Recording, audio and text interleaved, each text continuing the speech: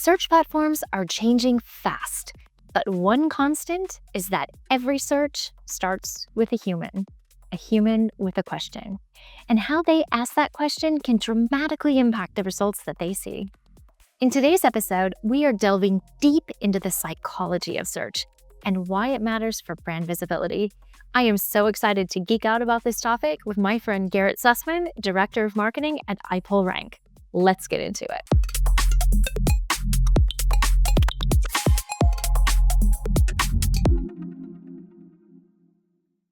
Hi, Garrett. I am so excited to have you here today. Rebecca, thanks for having me. There's so much to talk about. Let's dive in. We're going to get so geeky. Before we get into the really fun conversation, I would love for you just to give our guests a brief overview of iPullRank, the incredible agency that you're with, and your role there. Okay, so iPullRank, been there for the past 5 years. I'm working remotely in Northern Virginia, started by Mike King, who actually was Search Engine Land Marketer of the Year back in 2025. We're doing a ton with AI search, content strategy. We are a boutique marketing agency that serves Fortune 500s and mid-markets. And so we are very technical SEO, very AI search, very content strategy in terms of what we're delivering to these clients to make sure that they're visible on ChatGPT, AI mode, Perplexity, you name it. Excellent, excellent. Well, it's really interesting because you mentioned technical SEO.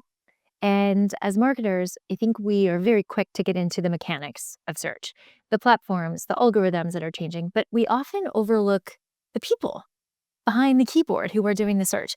And that's why I'm so excited to connect with you today, because you start from a psychological lens and you study how people think and how the language works and how the questions are formed. So I'm curious, what originally got you interested in this? You know what's funny? 11th grade, I'll take you to the scene. I had the most amazing teacher, Kate Winton, and I took this psychological literature class. So we're reading like Crime and Punishment by Dostoevsky or The Man Who Mistook His Wife for a Hat. And I just thought it was so interesting, like sociopaths out there and how they think. But then you start to realize that we don't all think the same. And that origin story kind of led me to always being interested to how everyone sees the world differently. And then entering the world of SEO and ultimately AI search, you start to realize that when we are searching for information, nobody does it alike. It's really hard to understand what is search behavior, how it's changing, and how that ultimately like impacts businesses. We do tend to assume as marketers that everyone's a monolith, like everyone's just going to sit down and search in the same way. But I imagine if I shared my search history, it would be incomprehensible to someone else. Like, what was she thinking? Who would share their search history at this point? I mean, we're in a bubble. We live in a bubble, and we'll get into this, but like there are so many kind of biases that we're blind to that influence the way that we actually look for a new toothbrush or a new doctor or a new sports score that we're looking for. All of it is very much informed by our identity. And so as like as marketers, we kind of need to know that. That's so true. I'm curious, we'll get into the biases shortly. But when you were studying psychology and Mhm. English in college, is that right? Yes, right. Yes. Are there components of what you study that you find to be especially applicable today in your current role? Yeah, I think that we are very much influenced when you're studying about identity. For instance, and we'll talk about this whole idea of like confirmation bias, but we as people don't love to be challenged. We want to find information that reinforces our existing beliefs. And so that very much influences content strategy when we are trying to appeal to an audience. Like, who are we trying to appeal to? Are you trying to be everything to everyone? Are you trying to appeal to people who already align with their identity with your brand? Or are you trying to like convert people and change their perspectives, which is really hard to do. And there are so many different social psychological triggers that influence whether or not we can do that or people are willing to do that. That I think can help you, dictate where you invest your time with the content you're creating and how you show up for search queries, et cetera. Absolutely. It's interesting. when we just got through, doing our annual planning for the year too, and when we think about search, there is a component in our plan where we say we are capturing search, for demand that already exists. Like, people already believe that they need a solution like ours, and we wanna be the one that they find. And then there's this whole other category of marketing work we're doing, which is educating people to change their perspective so that they, we can move them down the path. Very, very challenging to do, to your point. Yeah, and there's so much nuance depending on like in SEO, we're so classic for knowing for saying like it depends on a business, an industry, a situation, but like every different type of search has a unique journey to it. Some are really easy and we don't think twice about it. Some are purely emotional. Some are like really deep analytical searches. Whether we talk about classical marketing funnels with, informational at the top of funnel all the way down to comparing and choosing the business versus conversational search, which is so much more complex, where we use natural language in order to discover and evaluate, discover, evaluate. There's actually a really interesting study done by Google where they determine this concept of the messy middle, where it is more and more like that, where people enter to search at a trigger point and they find themselves going back and forth through this loop of evaluation and discovery and decision making and exploration till ultimately they make a purchase or they just bounce altogether. It's really tricky for us to navigate and to lock in. That messy middle is so true. I have so many follow-up questions, Garrett. Okay. Let's start with so every search starts with some kind of question, right? And we've got to meet people where they are. So the way that that question is framed can have a huge impact on the path that that user goes down, whether they find a really straightforward answer, or whether it opens up different paths of discovery. Let's start with the mindset that I might have when I come into a search. Is there a difference between me knowing I need something very practical? a- I think you said toothbrush earlier, right? Versus I might be researching a vacation that I might be interested in taking. Like, what's the mindset difference between what type of question I might be asking and even, like, the channel that I might be asking it on? Yeah, we talk so much, I think, in our industry about intent, and there are such wide-ranging types of intent. Classically, we think about the idea of informational, commercial, transactional, navigational. Like, so many people go to search just to find a website. It's the hilarious classic example is how many people actually type in google.com to search something in the first place, not knowing that they can use their browser bar to do the search, and now we're adding Gemini in there, which is a whole other can of worms. But I think that you need to think about what is the search intent. It's that basic. Like, if I'm reading a book and there's a word I don't understand, I'm gonna search for the definition, and that's really easy and nothing search. If I'm looking for a restaurant to go to with my family, I have all sorts of constraints in my head, and historically, we use, I think the term from one of the Google reps is Keywordese, which is the idea of, okay, historically, Google wasn't good enough to understand a natural question of saying, I want to go to a restaurant that's open until 5, that's going to be moderately priced, that, has good parking and is good for kids. No, I'll type in restaurant near me, kid friendly.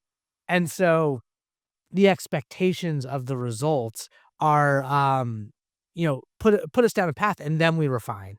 Google, we talk about the whole like Google search, 0 click is Google's trying to keep us on the search engine results page and have us find everything there without even ever going to a business now. Do you remember the days of using Google when you would combine different things? So you could say, this thing plus this thing, exclude results that don't have this phrase or do have this phrase. It's like we were learning Googleese slash, I don't know, logic in our searches. Google Yeah. signaled us to do that. It's Oh great. my goodness, the tools, like, you become like this expert searcher, and it's funny, it actually made a comeback recently where you have the negatives, because the idea of, like, putting your search in quotes versus not quotes will give you different results historically because you want the exact phrase. using a negative to remove something from the results. And now people are so frustrated with AI overviews that they started writing minus AI in their search because they didn't want to see a generative AI result in a traditional Google search result, and that would do the trick.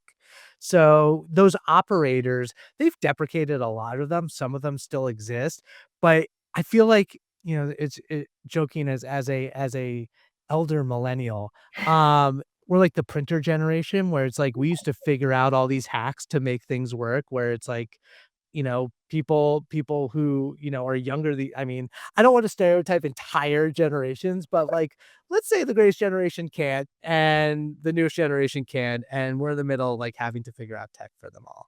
Yes. Yeah. We've navigated a lot of changes, that's for sure. It's interesting because the next transition, we've all learned to speak Google and search in this really kind of unnatural way. Now we're moving to more of a conversational search. And I am curious if you find that people are asking different types of questions when they go to an LLM that they would never ask Google. Yeah, and Sundar Pichai, has gotten a lot of criticism. Google is, like, great but evil at the same time. Their do no evil model has gone away, but he's argued that AI search is additive, and I do agree with that. I think that as we were saying with Keywordese, we were being trained. I know your colleague Christian Ward has talked about this a lot. We've been trained to get the output that we're looking for by working within the capabilities of the system. Ever since we're seeing much more developed algorithms like BERT that understands natural language, or MUM, and this is like 10 years ago now, it can understand the context. And so we can use that natural language to get the answers that we're looking for, which ultimately changes search behavior. So we're seeing more and more of that. And I think it's accelerating in people's comfort in using natural language when they search as opposed to depending on the way that we're used to with the Keywordese. Absolutely. Well, let's talk about the language itself. So you have often said the actual words that I use in the search or the way I frame the question can have a dramatic impact on the results that I get. And that might be because of like a bias that is embedded into that question, whether I know it or not. So, can you give me an example of two questions that might seem to have a similar intent, but have a hidden bias built into it? Absolutely. So, 2 examples. The most classic example that I lean on is the idea of coffee. With coffee has been known over time to have health benefits, but also you don't want too much of a good thing. And so, if I go to a search and I frame my question as why is coffee good for me? I will get a certain type of search results. If I have another question where I say why is coffee unhealthy for me? I will see search results that confirm that idea that it's bad for me. The same thing with take like electric cars. If I wanted to look for electric car and I say, why is an electric car unsafe? I'm already phrasing that with a preconceived notion that electric cars are unsafe. So I will start to see results that tell me that they are. If I have something that's more unbiased and neutral, what is the safety expectations of an electric car, then I might see more balanced results and I can do more research on my own. And then I can come to my own conclusions based on authoritative results. And so I don't think people are aware the extent to which they bring their own bias to the way that they search. And then also, Google is by nature editorial. Like, objectivity for many of these queries is not a thing. When I'm asking, like, what is the best hoodie out there, there's no like, this is the answer. It depends on who's asking the question and what matters to them. So it's really tricky to navigate. It's interesting. You gave, we'll go back to the coffee example. Those were both, pretty stark examples of a bias. Is coffee healthy or is coffee unhealthy?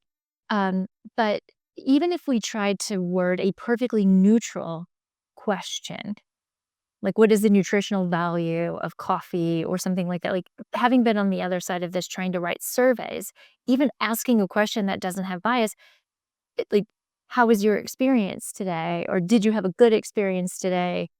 Can lead to a different response. So it's shockingly difficult to ask a truly neutral question. Oh my goodness, yeah, and that goes back to some of these psychological principles, like the idea of anchoring.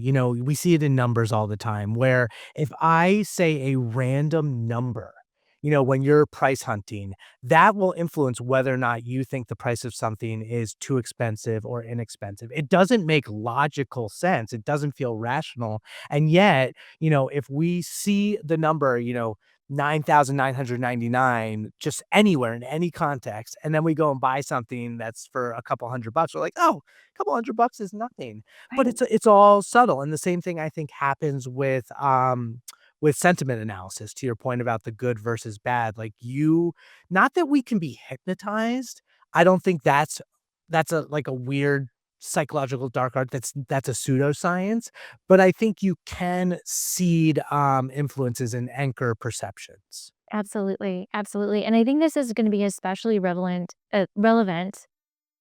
within an LLM, right? Because at least with Google, you ask a question, you get a list of links that you can click through, and then hopefully decide for yourself which of these sources are relevant and what makes sense. But the LLM is doing the filtering for you, right? And it's giving you this response.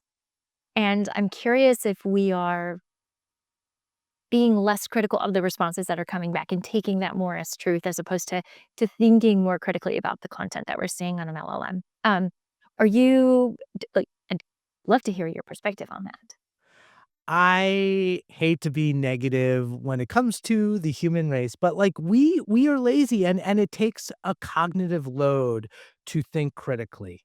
And I think there are many situations where people do just want someone to tell them the answer and not have to second guess it. And for a lot of people, I remember reading a research paper where it was people who are not familiar with generative AI results believe it's more magical and are more likely to trust the results. They don't know of hallucinations. They don't understand the black box nature of how it works. That's probabilistic under the hood. And so I think there's going to be audiences, there's going to be populations that do take whatever's put out at face value. I feel bad. I'm gonna throw my mom under the bus, but I remember like she was visiting me in DC, and we were looking for places to park. And the LM, she asked it, she calls it her chatty Cathy, and she's like, where can we park around the DC Zoo? And it lists out all of these places. And she's like, oh, we could go here, here, here. And I look on a map and I'm like, Mom, like these don't exist. This was a couple years ago when the hallucinations were more rampant. But but I was like, we can't go there. These aren't real places. And so I think that there's a lot of education that needs to happen with the critical thinking element that needs to be employed for LMs. Like, in 5 to 10 years, it could be a completely different conversation, but right now, You mentioned, a particular type of person maybe that is more skeptical, but I also think it is relevant to the subject matter as well. So the Dunning-Kruger effect, right? The more I know about something, more of an expert I am, the less confident I feel about it because I know how much I don't know versus like maybe the less you know, the more confident you feel, right? I think this plays out in our ability to critique what comes back. So if I'm working with an LLM and I ask it to provide content for something I am a deep subject matter expert in, I'm highly critical of what comes back because I'm like, that's not right. That's not right. That assumption is wrong. And I kind of dismiss it. But if I ask it about something I don't know very much about, like, I don't know, how do you play cricket? It could be giving me so much BS. And I'd be like, yep, that's how you play cricket because I know nothing about that subject matter. it's such a good point. I'm with you 100%. I think that is a really important distinction between, like, how we interact and specific zones of genius, if you will. Right, right. So think about how this applies to a brand. We have to shift from directly influencing our consumers, potential consumers, to influencing the LLM to talk about us in the way that we want to be, the way we want to be talked about. Because if a consumer is not familiar with us, they may not challenge what the LLM is saying. Yeah. Yeah, it's really hard, and that's why, like at our agency, for instance, we historically focus primarily on the website, but it's so much more omni-channel. Like, there's this concept of like the narrative, and I know in local you talk about a lot about sentiment. What are the channels that you own? What are the channels that you rent on? What are the channels that are earned? And how can you influence that narrative because the LLM will pull in from everywhere? And I think that's really scary for brands because it is even less of a lack of control, but the influence is there. If you have, and the whole industry of reputation management, like if you have a negative smear on your brand CEO, for instance, they did something like that can still pop up years later in these LLMs. It's a really hard thing to protect yourself against. Especially if it's a pattern, right? If you get that same kind of negative feedback over and over again about slow service or poor quality items, it doesn't matter what you say on your website to counter that if user generated content and reviews are contrary. Oh my goodness. I came from the review space originally actually when I got into SEO, and reviews are such a interesting point of social proof because like Google, for instance, like you have Yelp who's super litigious and they are will get rid of reviews even if they seem valid. That's been like for small business owners, that's always been a major challenge, let alone like major brand franchises. Whereas Google is less discriminating. Anyone can kind of leave a review and they haven't always been really great at removing review fraud. And it's a very difficult thing to police in the first place, not to defend them, but like that is a really difficult challenge. And yet your reviews fundamentally influence your brand, and they should, but it's not fair. Yes. Yeah, it is really tricky. You mentioned this mix of all the different things that can influence your visibility and sentiment. Are you and your agency placing more or less importance on certain channels than you were maybe a year or 2 ago?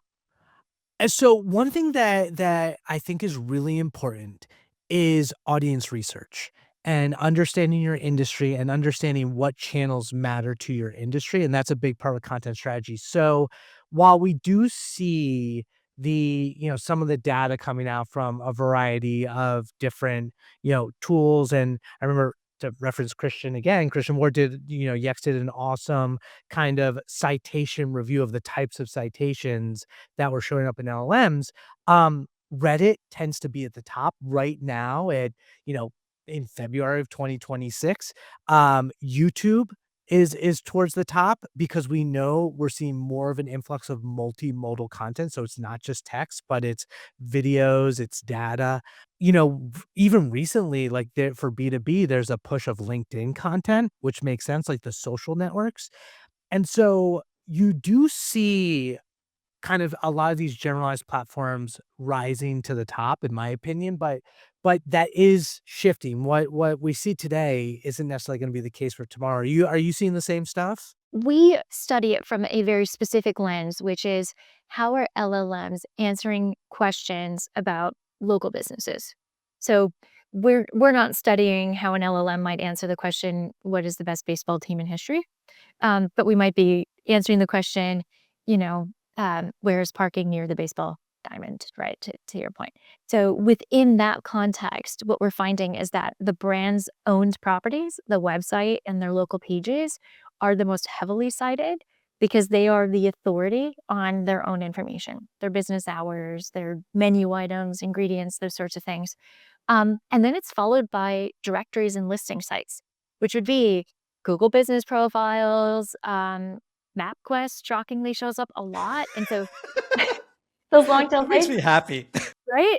And what's playing out there, I think, is that all of these sites have highly structured information and it is a quality signal. So if they are all saying the same thing, then the LLM can trust this is accurate information about your brand. If it's all over the place, you're they're gonna be questioning that information and you're either not gonna show up in the result or there's just really high risk that they're gonna pick the wrong piece of information. So that's primarily what we're seeing. And then reviews, of course, influencing questions like who is the best or is this good? That sort of thing. Yeah, no, I've seen that, and I completely agree with it because I remember coming up in the industry originally, like, citations were so critical, like, your NAP, your name, your address, or your phone number has to be consistent everywhere, and then there was a period of, like, okay, does it only matter for, a certain amount of sites? And I feel like we're seeing this resurgence of the importance of citations and, the different, directories and listings, you name it, because you have to protect against the hallucinations. Like, the worst thing for a business is to go to ChatGPT and ask for their phone number and just get the wrong number, even worse, like, some sort of scammy spam number, like, that could do some serious reputational harm. So I do think that in the world of AI search and LLMs, it's so critical to have that consistency, and if you don't, you need to fix it, like, yesterday, because it could also be in the training data. We think of the Common Crawl, and that stuff is even harder to fix. You have to wait till they go and update all the training data. So, you know, it's like it's kind of like a school test where you've already failed, and so now all you can do is, like, prepare for the next test next year. Yeah. Um, Do your extra credit. exactly, do some serious extra credit.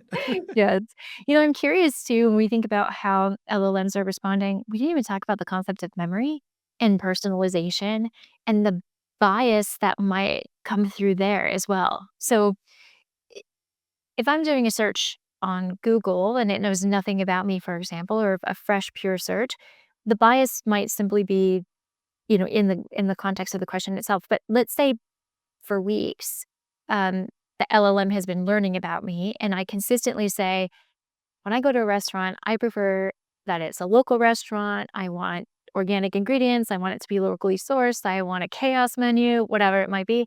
So the next time I go to ask that question, all of those biases are already in the context of that response, right? I mean, is there a way to clear that out or remove the bias, or do we just need to think that that's the new status quo?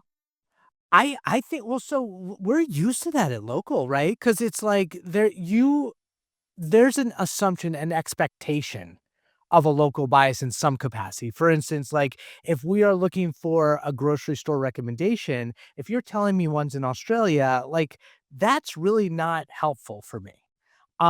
So it's like we know in local for the longest time proximity mattered.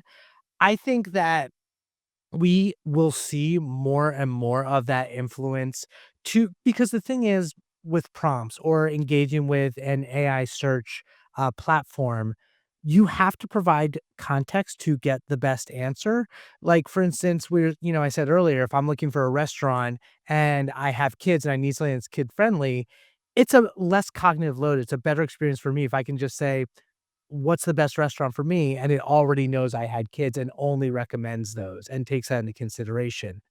The question, I think the issue comes in when, obviously, for a brand that wants to insert itself and is not a preferred, brand of the person they're trying to get in front of because they can't discover them, they're already giving them their preference, but, like, on the consumer side, it's frustrating too. I had an experience where I did connect my Google, AI mode to the personal intelligence, and now all of a sudden, it can go into your emails and look at your emails for additional context and play that in, and ask for, like, the best socks, and you could, change this to local as well, but I look for the best socks, and it pulled its recommended 2 sock brands that I had purchased.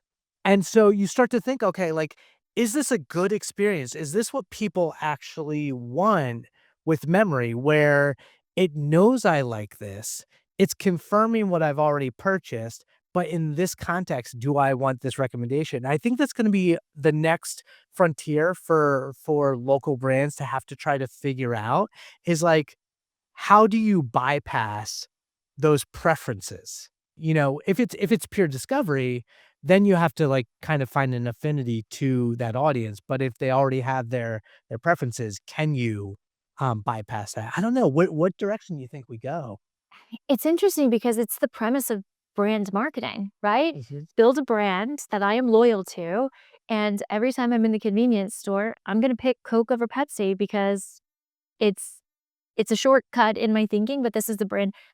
they're probably the same. I don't drink either, by the way, but, like, I think it's similar, right? If it's saying I have loyalty to a brand and the results are always gonna bias to that loyalty, it could be amazing if I'm that brand.